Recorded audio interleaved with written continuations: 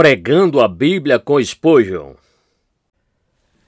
Tema deste sermão: oração por avivamento.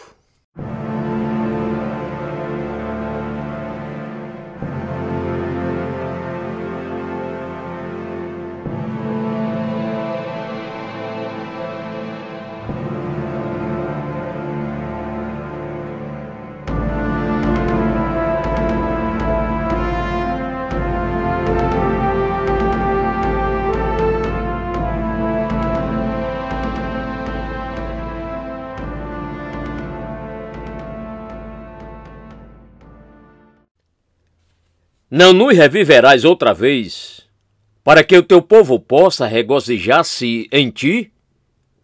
Salmo 85, versículo 6. Amados irmãos, se vocês fizerem esta prece, será melhor que a minha pregação feita a partir dela. Eu gostaria de esclarecer que meu único motivo para pregar é que vocês orem.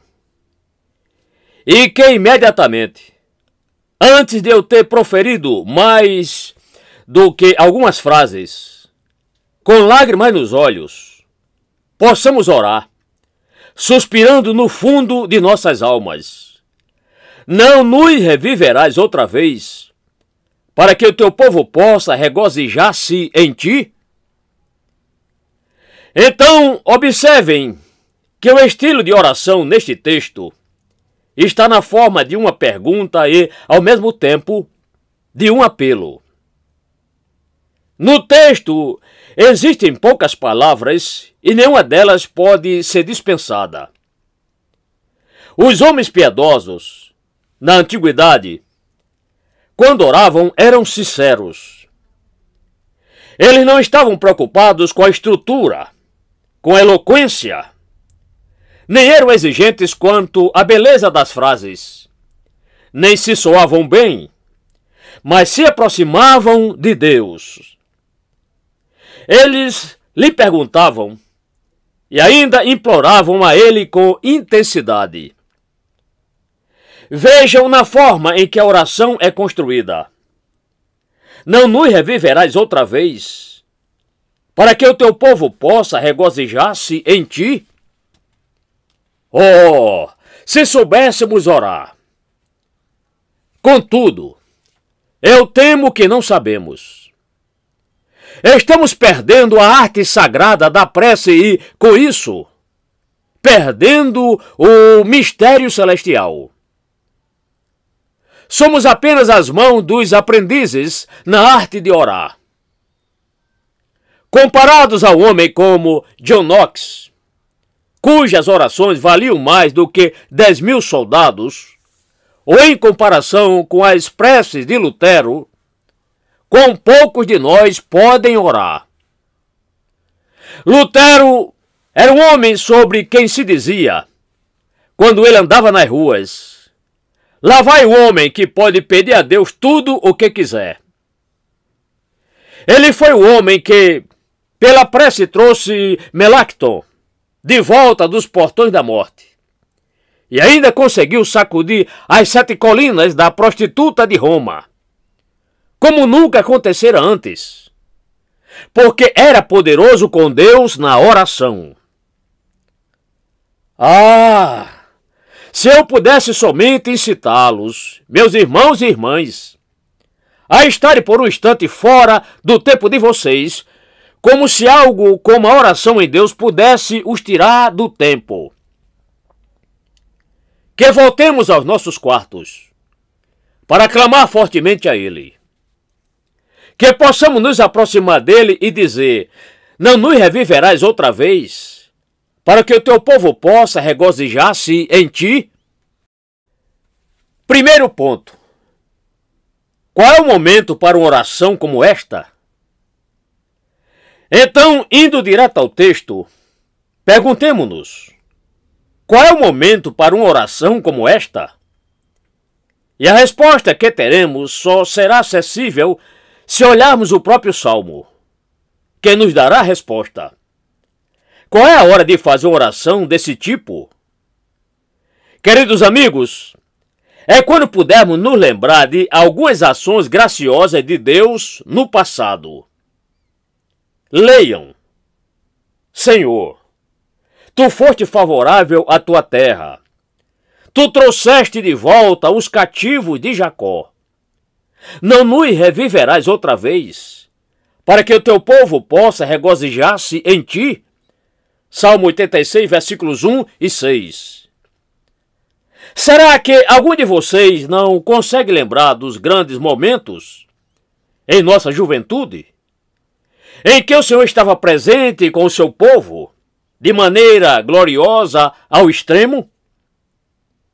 Ele desnudou o seu braço e os presentes sentiram a sua presença divina na pregação da palavra. Vocês conseguem se lembrar? O Salmo 44 se inicia assim: Nós ouvimos com nossos ouvidos, ó Deus, nossos pais nos contaram que obra Tu fizeste nos dias deles, nos tempos antigos. Nenhum de nós pode se lembrar dos dias iniciais dos metodistas, pois foram antes de nós nascermos. Porém, eram verdadeiramente tempos maravilhosos, quando a pregação da palavra era como fogo no meio do povo. Bem, eu estava dizendo que naqueles primeiros tempos dos metodistas eram dias de bravura.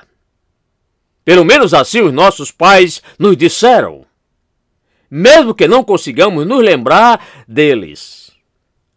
Mas alguns de vocês podem se lembrar de quando eram membros de uma congregação cheia de alegria, onde todos eram unidos, fervorosos, suplicavam a Deus e os sábados eram longos. Vocês nunca esquecerão daqueles dias do Filho de Deus na terra, quando numerosas almas se convertiam e todo o povo de Deus se alegrava, pronto para gritar de alegria. Talvez, se não pudesse lembrar, ore agora sim. Senhor, o que foi feito no passado, pode fazer agora de novo. O Senhor não vai nos reavivar novamente? Pode superar tudo o que já vimos sobre seu trabalho. Venha agora. Nós lhe imploramos e repita suas misericórdias aos olhos de seu povo outra vez. Depois de algumas das gotas da misericórdia, então cabe-nos clamar por chuva de bênçãos. Novamente, ore esta petição que cantamos agora há pouco. Ó Senhor, reaviva a tua obra e dá chuvas refrescantes, que a glória seja toda tua e que a bênção, Senhor, seja nossa. Outra ocasião para fazer essa prece de revivamento é depois dos sinais do descontentamento divino conosco. Enquanto estivermos sob densas nuvens, ficarás irado conosco para sempre? Alongarás a tua ira a todas as gerações? Salmo 85, versículo 5. Não nos reviverás outra vez, para que o teu povo possa regozijar-se em ti? Na minha opinião, a Igreja de Deus está, neste momento, em um estado de tristeza. E por mais que me acusem de ser resmungão, nervoso e assim por diante, eu compreendo claramente o que digo. E não falo sem informações e conhecimentos claros, tampouco sem o coração pesaroso, por saber bastante sobre o mal desta geração. Então, os tempos são sombrios e o Evangelho de Deus está em desvantagem. Porque os espíritos de oração e de santidade não são mais comuns entre nós, como deveriam ser. Consequentemente, acredito que é hora de clamar ao Senhor. Não nos reviverás outra vez? Rogo-lhes, como povo de Deus, que orem agora, se é que alguma vez vocês oraram na vida. Esta é uma hora tenebrosa da noite. Por isso, clamem com todas as forças ao Senhor, ao Deus da nossa salvação, porque Ele nos tirará do cativeiro e Ele enviará para nós a estrela da manhã, que nos anunciará um dia que nunca termina, porque não haverá noite.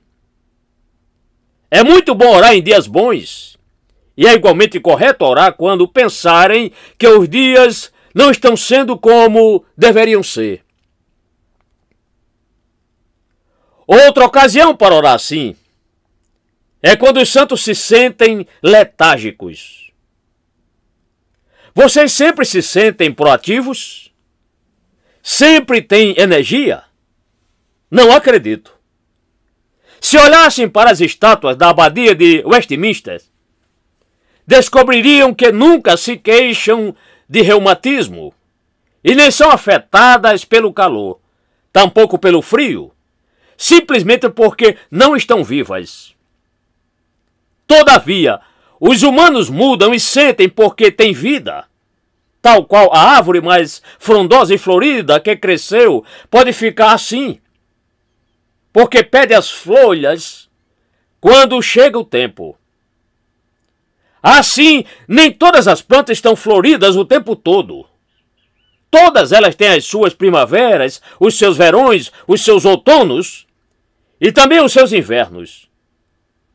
Da mesma forma, é com o povo de Deus. Sempre que se sentir letárgico ou desanimado, esta é a oração que você precisa. Não nos reviverás outra vez para que o teu povo possa regozijar-se em ti? Senhor, aviva-nos novamente. Desperte-nos outra vez. Derrame novas forças para os seus filhos fracos. Ponha seu fogo vivo nos seus filhos mornos. Levante os seus filhos sonolentos. Senhor, dê-nos vida. Dê-nos uma vida que chegue ao ápice, porque por um instante perecemos prontos para morrer. Talvez alguém diga: essa oração é para mim, porque me sinto fraco e letárgico. Neste caso, assegure-se de usá-la.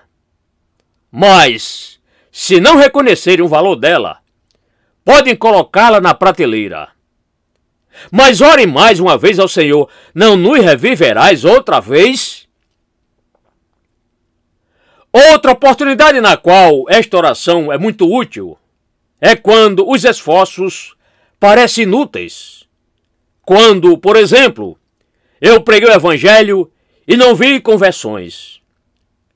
Quando você esteve em sua classe de escola dominical e nenhuma criança clamou a Deus por misericórdia. E também quando pregou no seu distrito e ninguém se interessou pelo sermão pregado. Quando, de fato, se aproximaram os corações de pessoas ávidas por conversão, mas elas não se converteram e você sente que falhou. Agora, se esta foi a sua experiência, não se sinta em uma casa miserável, mas vá até Deus com esta oração: não nos reviverás outra vez? Porque o Senhor pode nos avivar rapidamente. Aqui, há 33 anos, fui favorecido pela graça de Deus para pregar a uma congregação atenta. Mas houve momentos em que eu senti que nenhuma agitação no ar, nenhuma agitação no mar. Quando preguei, eu me senti como se falasse com uma parede morta. No entanto, antes que eu tivesse consciência disto, o Espírito de Deus desceu sobre o povo e o mesmo Evangelho bendito foi aceito. Pois não temos dois evangelhos e ele foi bendito para muitos que, um após o outro, clamaram: o que devemos fazer para sermos salvos? Assim, obreiros de Cristo, nunca pensem em desistir de seu trabalho, mas apegue-se muito mais a Ele e, com oração intensa e veemente, diga ao Senhor: não nos reviverás outra vez? Senhor, envia-nos outra vez tempos de aumento da vida espiritual, tempos de maior sucesso na conquista de almas. E, mais uma vez, acredito que esta oração pode muito bem ser feita quando houver entre nós um grande número de pessoas que estão abandonando da fé.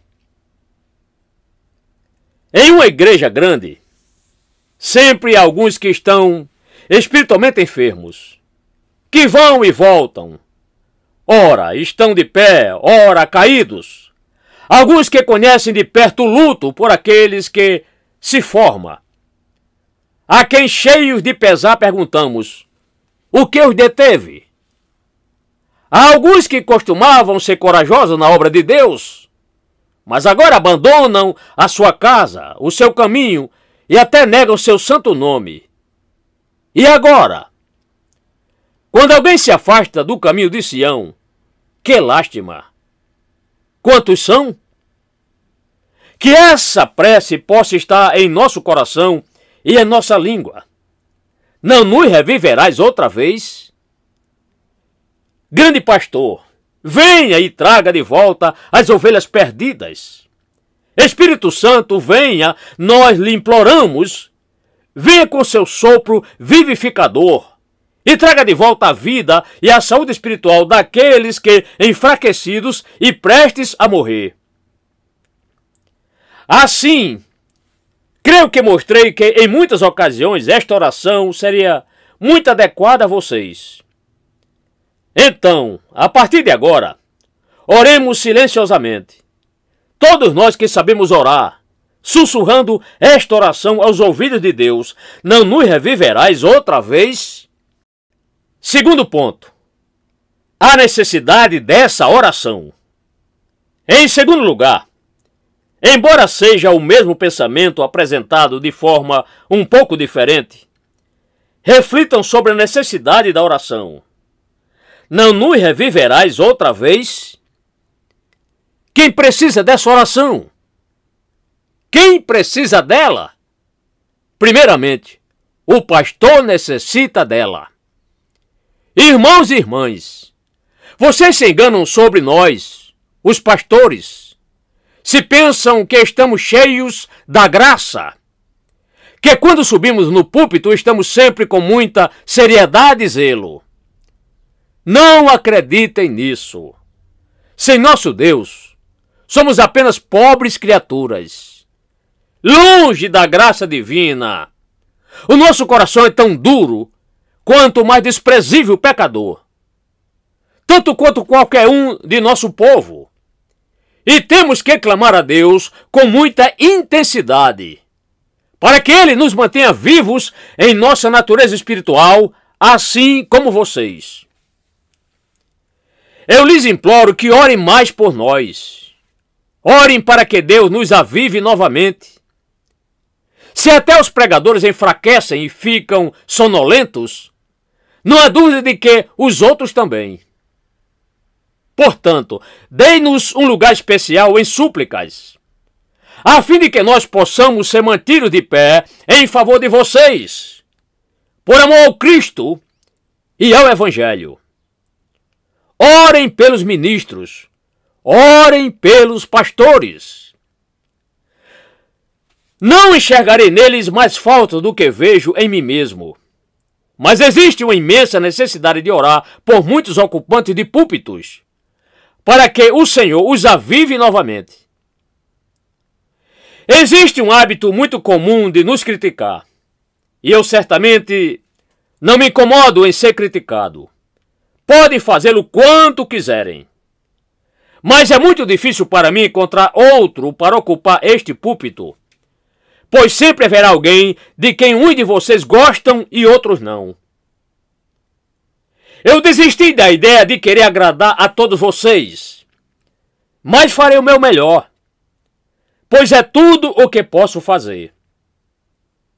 No entanto, este hábito de criticar aos pastores é péssimo. Desistam dele. Ao invés de criticá-los, orem por eles. Ore mais e muito mais por todos os pregadores da palavra e digam: Senhor, aviva-os! Senhor, aviva-os! Certa vez, ouvi falar de um pastor que pregou sobre sermos cartas, escritas não com tinta, mas com o Espírito Santo. E que o pastor também era uma caneta, porque podia escrever nos corações dos ouvintes, pois estavam imersos na tinta.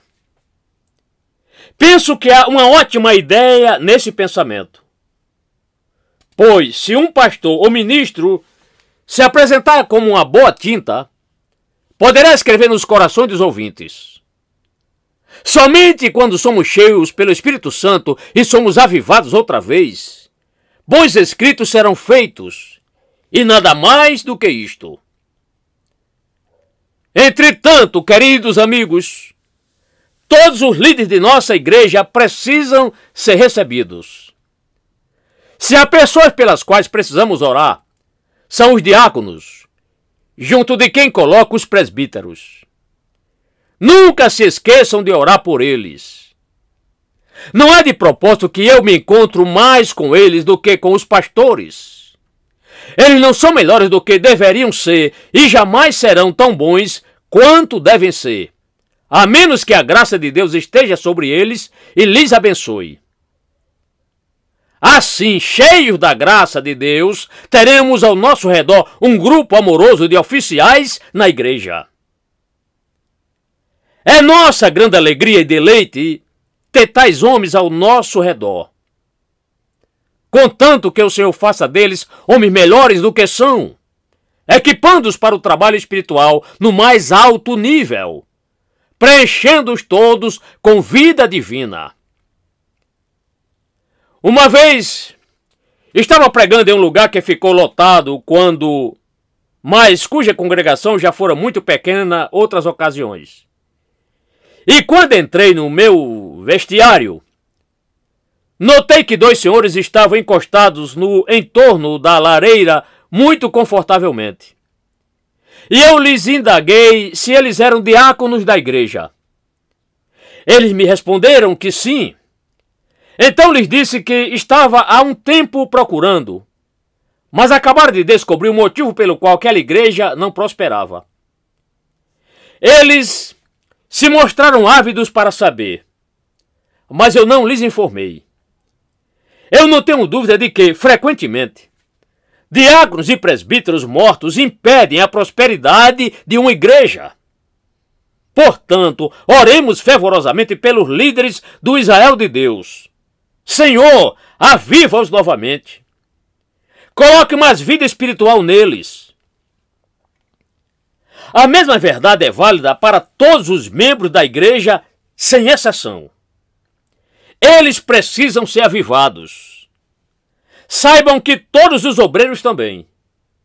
Se eles cuidam de muitas pessoas, estão conduzindo uma missão.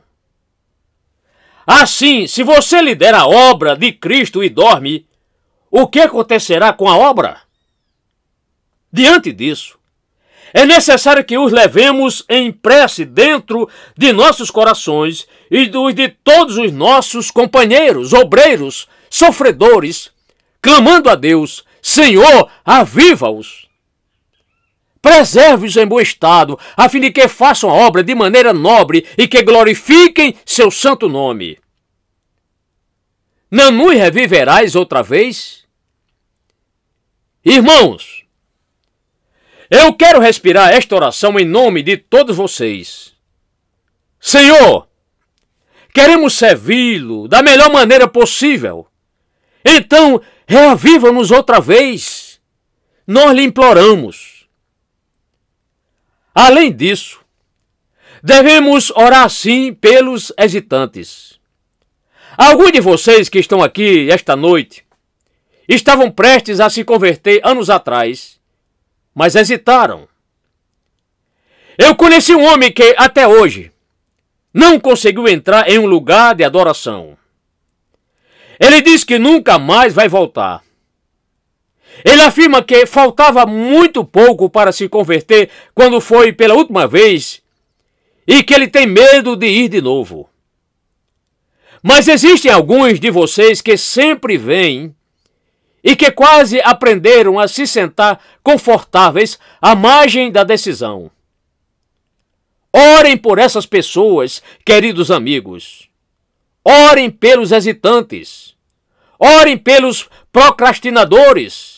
Orem por aqueles que estão brincando com suas consciências, gradualmente se livrando de tudo, com medo espiritual e angústia, e que quando fecharem os olhos ao dormir, acordarão no inferno, a menos que Deus, pela sua misericórdia, impeça isto. Senhor, não nos reviverás outra vez? Para que esses que dormem possam, enfim, despertar e se decidirem pelo Senhor? Além do mais, precisamos fazer esta oração quando pensamos naqueles que estão descuidados entre nós. Que pessoas estranhas venham a uma congregação como esta. Certo homem, pela manhã de hoje, veio aqui apenas com um propósito terreno, que era de furtar os irmãos. E ouso dizer que ele aqui se encontra novamente nesta noite. Cuidado com ele. Gostaria de saber como abrir o caminho para ele, para o seu coração, para que se renda como um cativo ao Senhor. Oh, que até que ele seja transformado pela graça divina. Os motivos mais curiosos colocam as pessoas sob o som do Evangelho. Alguns deles positivamente perversos, outros bastante ridículos. Então olhem para o público que está lá fora. As milhares de pessoas que jamais ouvirão o Evangelho. Como eles podem ser alcançados por uma igreja fria e morta? Sim, por causa deles, por causa desta grande Londres, por causa desta grande nação, por causa do mundo, oremos. Que seja a vontade de Deus nos revivar de novo. Faço uma pausa e eu lhe imploro que não me deixem passar o próximo tópico, até que cada um de vocês tenha feito esta oração. Não nos reviverás outra vez? O terceiro ponto é a essência dessa oração. Por fim, em terceiro lugar, e de forma breve, falarei da essência da prece. Não nos reviverás outra vez? O que temos na análise desta oração e o que podemos tirar da sua essência? O significado primário é a dependência de Deus. Se você orou esta oração corretamente, sente que somente o Senhor pode nos reavivar e ninguém mais. As pessoas frequentemente falam sobre como conseguir um avivamento. Isso não é uma coisa estranha? Não nos reviverás outra vez, Senhor? O mecanismo para um avivamento pode ser o maior obstáculo para a verdadeira divindade. Uma igreja só pode ser revivada se Deus assim o fizer. Ninguém é salvo, nenhum santo é revivado ou cresce sem ser pela obra de Deus. É exatamente isto que esta oração significa. Senhor, põe a sua mão sobre a obra. Coloque sua mão direita sobre ela. Nós lhe imploramos. Dependemos somente do Senhor e mais ninguém. Não nos reviverás outra vez? Outra essência desta oração é a confiança em Deus. O Senhor pode nos revivar outra vez. Por mais que nós estejamos tão atolados na lama, Ele pode nos tirar. Não estamos mortos, porém Ele pode nos tornar vivos novamente. Não nos reviverás outra vez? É impossível para nós, mas é possível para o Senhor. Então, Senhor, apenas um toque da sua mão, somente um sopro dos seus lábios benditos, e tudo estará feito. Não nos reviverás outra vez? Meus irmãos e irmãs, Porventura não acreditamos em Deus? E se acreditamos, não importa o estado que nos encontramos, Deus pode mudá-lo. Não fujam de Deus, dizendo que Ele não pode lhes abençoar. Ele pode. Orem por bênção e façam disto a essência de sua prece. Deus, o Senhor pode nos reavivar. Nós cremos e ansiamos por isto. Outra essência desta oração é a persistência com Deus. Não nos reviverás outra vez? Essa súplica honesta é o ponto central da questão. Insistam com Deus. Façam isto. Orem assim quantas vezes forem necessárias. Eu lhes rogo, meus irmãos e irmãs, pelo estado da igreja nestes dias.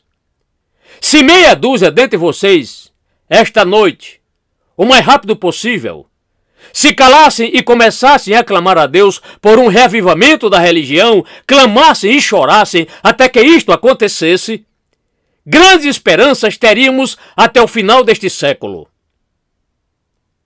Se conseguíssemos um grupo de homens e de mulheres que não desse descanso a Deus, clamassem dia e noite até que Ele fizesse de sua Jerusalém um louvor na terra, veríamos agora e no século que vem um reavivamento que brilharia em nossos olhos e os nossos corações dançariam de tanta alegria. Só precisamos lutar com o anjo da aliança para ter o que quisermos e alcançarmos o desejado.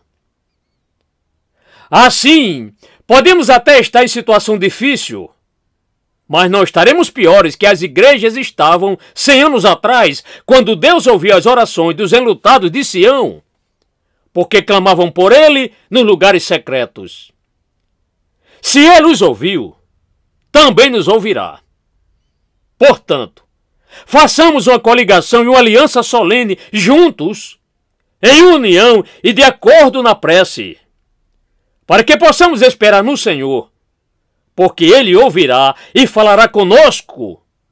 Trará a paz sobre o seu povo, se apenas soubermos lhe pedir. Deixo com vocês, que são as lembranças do Rei, esta doce oração a ser feita noite e dia. Não nos reviverás outra vez, para que o teu povo possa regozijar-se em ti? O quarto ponto é o resultado da resposta dessa oração. Agora eu termino com este último tópico, o resultado da resposta dessa oração. Não nos reviverás outra vez, para que o teu povo possa regozijar-se em ti? É bastante singular, não é mesmo? Que o salmista coloque como motivo do avivamento que o povo se alegre em Deus. Eu e você nem sempre avaliamos as coisas corretamente. A pregação é apenas a haste. A conversão, a oração e o louvor, estes sim são as espigas de ouro cheias de grãos. No jardim, as folhas podem representar a obra que foi feita. Entretanto, as flores são de fato o elogio que é oferecido pelo trabalho. Então, no genuíno avivamento, parte do resultado é a conversão dos homens. Mas o grande resultado é o louvor a Deus. E este avivamento produz frutos, mas frutos que dão glórias a Deus. Assim, Deus é mais glorificado quando o seu povo se regozija nele. Portanto, o fruto mais maduro, o núcleo mais profundo e o centro daquilo que vem como decorrente de toda a santa obra é a alegria em Deus como adoração. Creio que servimos a Deus quando alimentamos os pobres, quando ensinamos os ignorantes, quando recolhemos o andarilho. Todavia, estou plenamente certo de que só oferecemos a Deus um sacrifício aceitável quando oramos e nele nos alegramos, quando o nosso coração se regozija nele e o exalta. Portanto, se Deus quiser enviar um avivamento, o seu povo se regozijará nele, porque será reavivado. Haverá gratidão pelos espíritos que foram arrancados da sua languidez e letargia espiritual. Então, eles se regozijarão com a alegria da gratidão, porque Deus fez muito grandes por eles. Logo, os pecadores serão convertidos e imediatamente os santos se alegrarão pelos pecadores salvos. E cantarão: toquem os sinos do céu, a alegria hoje, por uma alma retornando da selva. E eles darão a Deus a glória pela salvação dessas almas.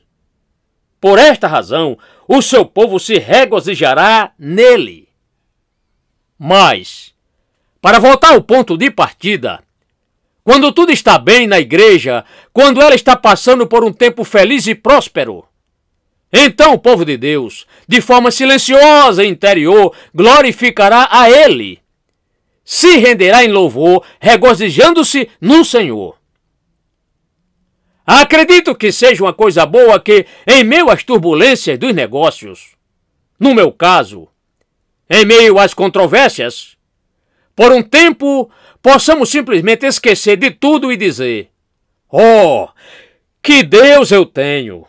Bendito seja o seu nome. Frequentemente, revelo em Deus minha grande alegria. Pareço apenas me entregar ao desfrute de um santo festival de alegria em Deus, banqueteando meu coração ao máximo. E quais são as iguarias que são servidas diante de nós nessa festa? Primeiro, alegro-me por existir um Deus. Que mundo horrível seria viver sem Deus? Uma casa toda mobiliada e vazia. Mas meu Senhor está sempre em casa. E ter Deus é melhor que ter o seu mundo. Mesmo que ele seja bonito, com avenidas ladeadas de árvores, com o rio cujas águas são cristalinas e cintilantes. Deus está sempre em casa. Esta é a alegria da nossa vida. Adoro ver a bandeira do meu pai hasteada no topo do castelo e poder sentir que ele está em casa. Sua presença torna tudo brilhante. E que alegria pensar que ele é meu Deus. O que quer que eu tenha ou não tenha, não importa. Eu tenho um Deus e tudo o que há nele é meu. Oh, minha alma! Quão bem-aventurada és! Bendito seja Deus para sempre por fazer o que fez por mim e por você. Nós o louvamos, primeiro graças ao nosso ser, e depois por graças ao nosso bem-estar. E a essência de nosso bem-estar é o próprio Deus, o maior de todos os seres, que é o nosso para todo sempre. Este Deus é nosso Deus para todo sempre. Ele será nosso guia até a morte e cada um de nós que é verdadeiramente seu poderá cantar: sim, Ele é meu próprio Deus.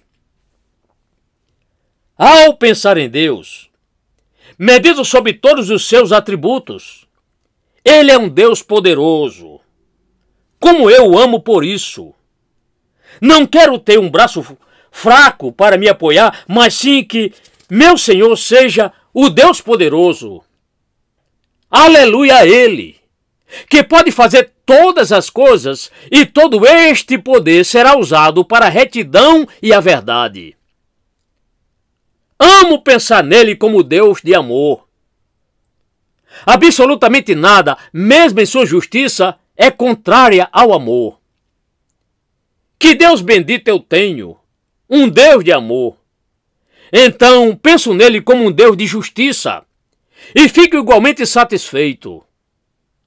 Não quero um Deus injusto, pois um Deus que perdoe pecados sem expiação não é Deus para mim.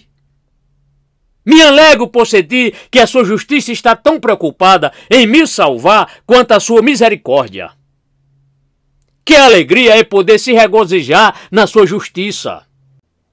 E então, para se alegrar em sua verdade, na sua fidelidade, Ele não pode mentir. Pelo atributo da sua imutabilidade, ele não pode mudar. Sua existência é eterna. Ele não falha nem mente, não se cansa nem morre. Meus irmãos, eu não ousaria tentar esgotar todas as qualidades do infinito Jeová. Mas quantas quer que elas sejam, nos deleitamos em todas elas e, acima de tudo, regozijamo-nos nele. Existem muitos motivos de alegria para um cristão, mas a grande nascente é o próprio Deus. Posso me alegrar em seu povo, contudo, eles têm os seus defeitos. Eu posso me regozijar em sua palavra, mas, às vezes, eu tremo diante dela. Ainda eu posso me alegrar nas obras de Deus, porém, há certo terror até mesmo nelas. Mas, quanto a Deus, ele é perfeito. E esteja ele vestido como guerreiro, ouvindo com palavra de paz até a mim. Agora que eu estou reconciliado com ele pela morte de seu filho, ele é totalmente encantador sob qualquer aspecto e em qualquer lugar. De qualquer maneira, deleitar-se em Deus pode parecer algo ínfimo para muitos, mas é a maior de todas as coisas. É a coroa de um avivamento genuíno que o povo de Deus se regozije nele. Agora, queridos corações, ao virem à mesa de comunhão, quero que tentem se alegrar em Deus. Alguém pode dizer: estou em luto por mim mesmo. Lamentem sobre si mesmos, se assim quiserem, mas regozijem-se em Deus. Mas estou preocupado com minhas circunstâncias. Um filho de Deus deve superar as circunstâncias e se alegrar nele. Há mais coisas para animá-lo em Deus do que problemas para lhe deprimir. Digam a essas coisas adeus, adeus. Vão para casa, porque esta noite eu simplesmente vou me alegrar ao máximo em Deus. Ele os ajudará a fazer isso, e se assim acontecer, saberei que o avivamento chegou e que veremos os seus frutos, vendo que o melhor e mais doce deles já foi colhido. Que antes de eu me despedir de vocês que irão embora, possamos fazer esta prece juntos. Senhor, aviva-nos novamente. Senhor, aviva-me. Que cada um de nós diga amém para este pedido. Senhor, avive o pastor. Senhor, aviva os oficiais da igreja, aviva os obreiros. Senhor, aviva os membros da igreja. Os que se desviaram, aviva, Senhor, os que parecem estar vivos, mas são descuidados. Senhor, aviva a sua igreja em toda a terra. Ó Espírito de avivamento, venha sobre nós agora, pelo amor de Jesus Cristo. Amém. E que a graça de nosso Senhor Jesus Cristo, o amor de Deus e a comunhão com o Espírito estejam conosco para sempre. Amém.